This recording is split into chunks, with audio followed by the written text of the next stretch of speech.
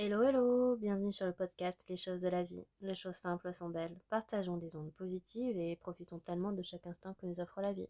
J'espère que mon contenu te plaira et je te dis à très vite. Tu prends ton téléphone pour regarder l'heure. Et 20 minutes plus tard, tu scrolles encore, sans trop savoir comment t'en es arrivé là. Tu poses ton téléphone, tu le reprends 10 secondes après, juste pour vérifier quoi? Tu ne sais pas vraiment. La nuit, il est sur la table de chevet, le matin, c'est la première chose que tu regardes avant même de te lever. Ce n'est pas de la faiblesse, c'est de la conception. Ces applications ont été construites pour que tu ne puisses pas t'arrêter. Et aujourd'hui, on parle de comment reprendre le contrôle. Comment est-ce que tu en es arrivé là? Eh bien, l'économie de l'attention, c'est le modèle économique des grandes plateformes comme Meta, TikTok, YouTube, Twitter. Leur produit, c'est ton attention. Leur revenu, c'est le temps que tu passes sur leur plateforme. Et leur outil, c'est l'addiction. C'est pas une métaphore exagérée, hein. Tristan Harris, ancien ingénieur chez Google et fondateur du Center for Human Technology, l'a dit clairement. Des ingénieurs parmi les plus brillants du monde passent leur journée à trouver comment capter ton attention et ne plus la lâcher.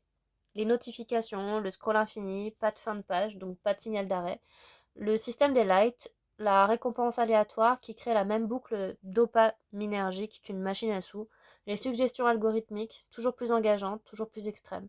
Tout ça, c'est conçu intentionnellement pour maximiser le temps que tu passes dessus. Et ça fonctionne. En France, le temps moyen passé sur les réseaux sociaux est de plus de 2 heures par jour, pour certains, le double. Ce que ça fait à notre cerveau et notre bien-être. Eh bien déjà sur l'attention, le scroll constant entraîne le cerveau à fonctionner en mode distrait.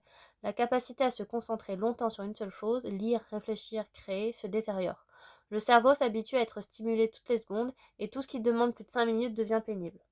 Ensuite, sur l'humeur, des études répétées montrent une corrélation entre usage intensif des réseaux sociaux et augmentation des symptômes anxieux et dépressifs, particulièrement chez les adolescents, mais pas uniquement. La comparaison sociale, les mauvaises nouvelles en boucle, le besoin de validation par les likes, tout ça a un coût. Sur le sommeil, la lumière bleue des écrans retarde la production de mélatonine. Le contenu stimulant maintient le cerveau en éveil et l'habitude de vérifier le téléphone jusqu'au moment de dormir crée une tension incompatible avec un bon endormissement. Ensuite, sur la présence. Le téléphone omniprésent érode la qualité des moments réels. On est physiquement là, mais mentalement partiellement absent. Dans les repas, les conversations, les moments de famille et ces micro-absences répétées appauvrissent les liens. Alors comment reprendre le contrôle? D'abord, il faut mesurer avant de réduire. La première étape, c'est de voir la réalité en face. La plupart des gens sous-estiment considérablement leur temps d'écran. Alors active l'outil temps d'écran sur ton téléphone, iOS ou Android en ont un. Regarde les chiffres sans te juger, juste pour voir. Souvent, ce chiffre suffit à motiver un changement. Ensuite, il faut désactiver les notifications non essentielles. Chaque notification, c'est une interruption et chaque interruption sollicite ta décision d'y répondre ou non. Ce qui consomme de l'énergie cognitive même si tu décides de ne pas y répondre. Ensuite, la règle, aucune notification de réseau social, aucune. Les réseaux sociaux ne génèrent aucune urgence réelle, rien ne nécessite ta réponse dans les 10 prochaines secondes. Ensuite, il faut créer des zones sans téléphone.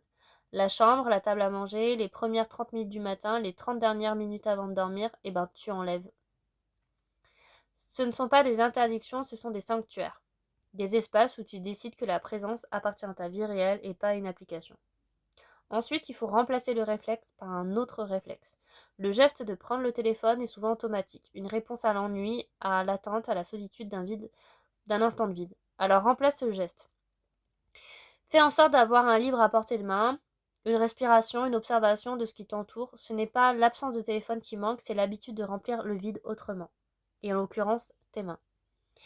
Utilisez les plateformes avec intention et pas par réflexe. En fait, la différence entre je vais sur Instagram parce que j'ai décidé d'y passer 10 minutes et je suis sur Instagram parce que je ne sais plus exactement comment j'y suis arrivée, c'est le contrôle.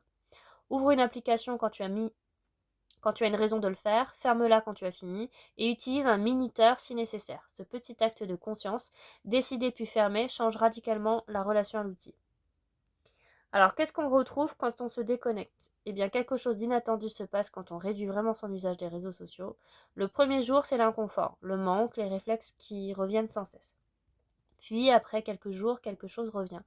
Le temps, la disponibilité mentale, la capacité à s'ennuyer et à laisser l'ennui devenir créativité.